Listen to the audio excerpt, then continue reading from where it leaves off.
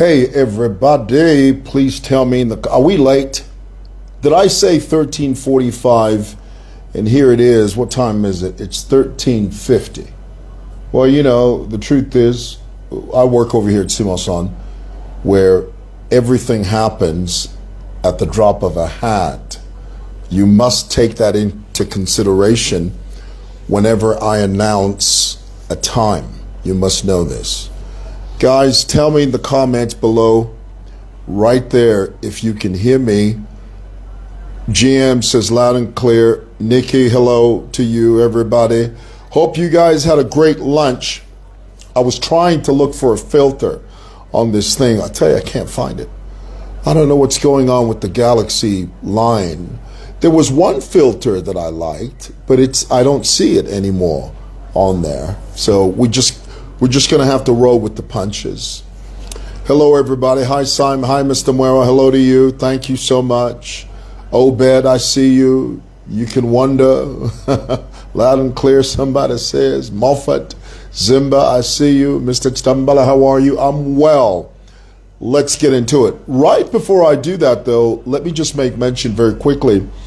About an hour and a half ago, I heard that Chilufya Tayali had been found guilty, and the court fined him 20,000 kwacha that he has to pay by the end of today.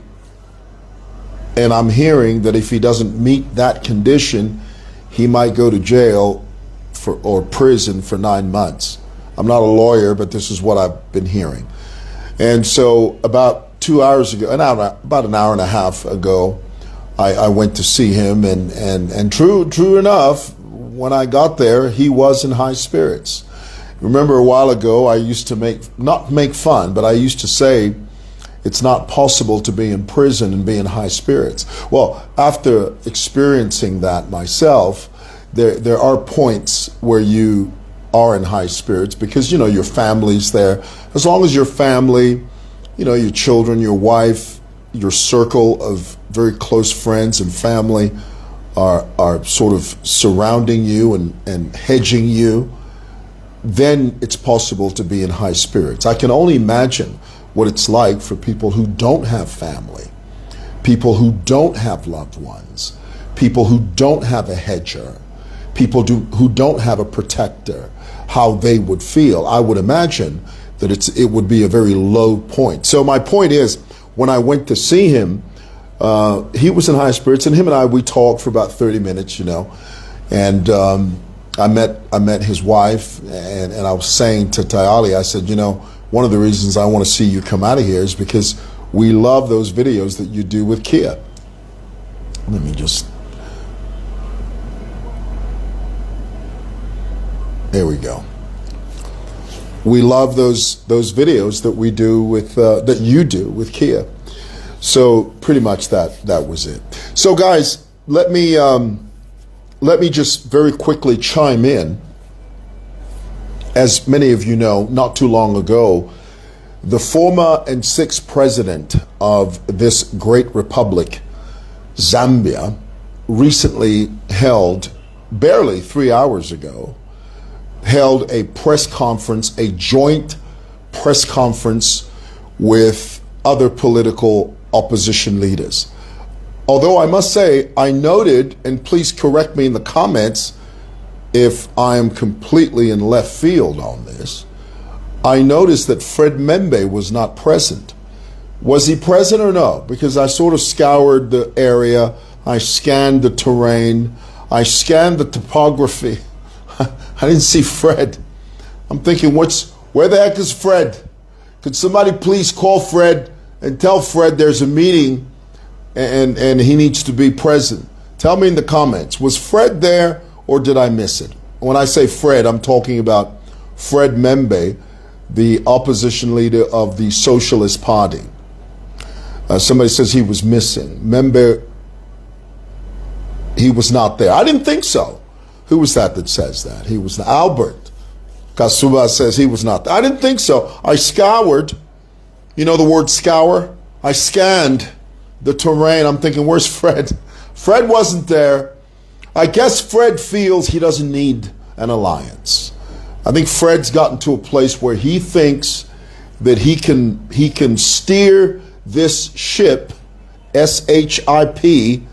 He can navigate through the rough terrain of opposition politics all by himself. Fred seems to think he doesn't need ECL. He doesn't need Sakwiba Sikota. He doesn't need the lady, the lady accountant. There's a lady accountant. She's a brilliant mind when it comes to accounts.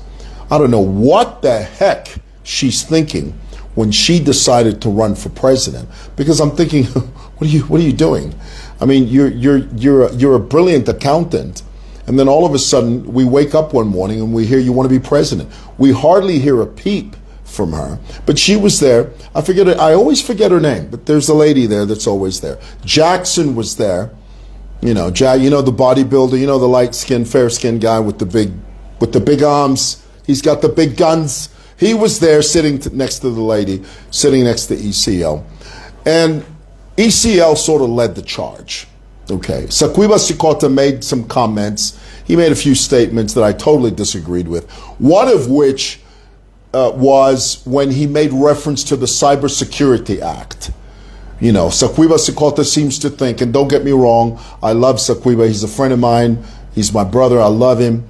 But when I heard him make reference to the Cybersecurity Act and sort of made it sound as if this is Hakainda's cooking, that somehow this is, which to me, I'll be honest with you, I think that the Cybersecurity Act is a great piece of legislation. Honestly, really. I mean, but for Sakwiba to sort of weave it and make it sound as though this was the machinations, or this Cybersecurity Act was a product of Hakainde Hichilema, is being disingenuous, because everybody knows that piece of legislation was crafted, was constructed by ECL and his posse. Now, let's be clear, because I know some of you read my little thing and you said, posse? Identity posse. What is a posse? A posse is a group of characters that think alike. It's like a gang of people that have one mission, one goal. It's called a posse. Okay, so in my preamble, I did mention, I said, I want to talk about ECL and his posse. And what that means is ECL and his group, ECL and his gang, ECL and his band of characters that think alike. Because I know some of you say, atuka bakateka, abatuka, abeba fiochiri ifi areti posse. Guys, it's posse. And it means a group of people that are like-minded. Come on, guys, must I teach you everything? Anyway, let's get back to the issue at hand. So anyway, one of the things I picked out, and there were many things that ECL said, ECL being the sixth and former president of the Republic. One of the things that I heard him say, and I thought to myself, this is taken straight out of the playbook of late former President Chiluba. Do you know who first coined that phrase? The phrase that ECL made, the statement that ECL made today. ECL is President Edgar Lungu, for those of you that are unaware. ECL said, if the people want me, who am I to refuse? Of course, I'm paraphrasing. I'm not saying word for word what he said. I'm not saying verbatim, but the spirit of what he said is the same. Former President Lungu said, if the people want me, who am I to refuse the prodding, the encouragement, the pushing, the compelling of the Zambian people? That is straight out of late Chiluba's handbook. Chiluba is the one who first said that. And we all know how that turned out. Okay, let's be clear. Let's not have any misgivings about this. Let me say that again because I think that's abundantly important. But Frederick Chiluba, the late president of this republic, the second president of this great republic, who took over after Dr. Kenneth Kaunda, in a bid to attempt to run for a third term, Chiluba faced the nation with cameras on, no shame, and he said, "Who am I to refuse the calling, the prodding, the encouragement, the cry of the Zambian people? Because God knows they want me," he said. He said, "Everything in me wants to step away. I want to step back. I don't want anything to do with politics. But all these Zambian people, they keep whispering in my ear. They keep calling me. Every time I'm walking down the street, they clamor. They come around me. They surround me. They say, FJT, it's only you can deliver us from these doldrums. Only you can lift us up out of the mire clay. Only you can plant our feet on a higher ground. FJT, we the Zambian people are calling upon you to run for a third term because God knows we need you." Oh, if you wake. Self-delusion. Do you know what that means? FJT was delusional. I mean, he believed his own bull roar. Literally, he believed his own rhetoric. He woke up one morning and said, "You know what, which Zambian people? When you say things like that, when you say things like, no, the Zambian people are calling for me to vie for the presidency. Which Zambian people are you talking about?" It is more accurate, it is more honest to say, "Abanjikere na bwaba balefwaya timbwererepo. Giveni alefwaya, Boman alefwaya. Uyu munia Zulu alimuchive, but alefwaya tinembwererepo so that I save him from the problems that he's going through." It's more accurate to say that, but when you paint in broad strokes, when you say the whole nation wants me back, for a third term, the Zambian people in unison rejected that idea. Chiluba read the room. He read the writing on the wall.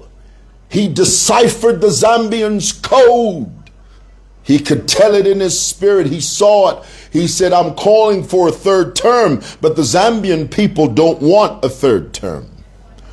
I'm trying everything within my power to create and weave machinations and create a narrative that sort of suggests that it is the Zambian people who are calling for my return, even though constitutionally I'm not allowed."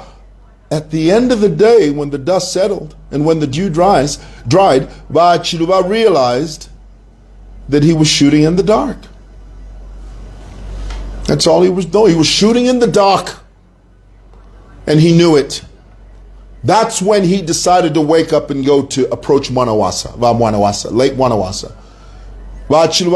When he read the room, when he could see that the Zambian people were not on the same page with him, Chiluba could see that the Zambian people were not going to entertain a third term from FJT. He got up, went to Mwanawasa and said, "Mwanawasa, you need to help me out. These Zambians here, they don't want me, but they might want you. So let's work together. Let's circle the wagon." Sorry. Equally, by ECL, you know, this is the reason people say that if you don't learn from your history, you are doomed to repeat it. Because it's the same thing. It's the same rhetoric. Le loba ECL babukati yo ine ine abantu bandi abena Zambia nga balefwaya ine balenkabila ine balenkabila umwina Zambia from east to west, from north to south balefwaya fye ine. Who am I to refuse that call? Well, that's not true. The Zambian people in unison don't want you back. You know why? Because you've served twice. You've been sworn in twice. You've had your hooray. It's time for other people to lead. It's not about you. It's got nothing to do with you. You've served your time, and we appreciate you for that, and we love you for it. But then here it is, you insist that, you're sitting at a table with your fellow opposition leaders. On one hand, you're saying, let's work together as an opposition front, as an opposition force. But on the other hand, you're saying, the Zambian people want me. What if they want Jackson? What if they want Sakwiba Sikota? What if they want that young lady from BDO, the accountant? What if they want her? Why must you think that it's you and you alone? What are you going to do that you didn't do in the 7 years that you sat on that seat, Mr. Former President? You want to explain that to me? You do not have an answer for that, because you know deep down within the recesses of your spirit, this whole effort to try and return to active politics is based on one thing and one thing alone. You hate the fact that HH is the president and you are not, especially given the fact that you swore up and down that HH would never become president. And here it is, the tables turned. You woke up one morning and the Zambian people said, Mr. ECL, we love you, we appreciate you, but in the words of Beyonce, step aside, to the left, let's see what this HH Hakainde Hichilema, the same man that you said one day a Tonga will rule or will serve as president in this country, but not this particular Tonga. And yet the Zambian people woke up and said, no, we want this same one that you don't want. That's what this is about. And you don't like it. Well, you're just going to have to grin and bear it. It's true. Just grin and bear it. That's the way it is. That's the way it is. And it's the way it is because the Zambian people willed it into existence. All right. Thought I'd share that with you guys. Thank you so much. Love you guys. Bye.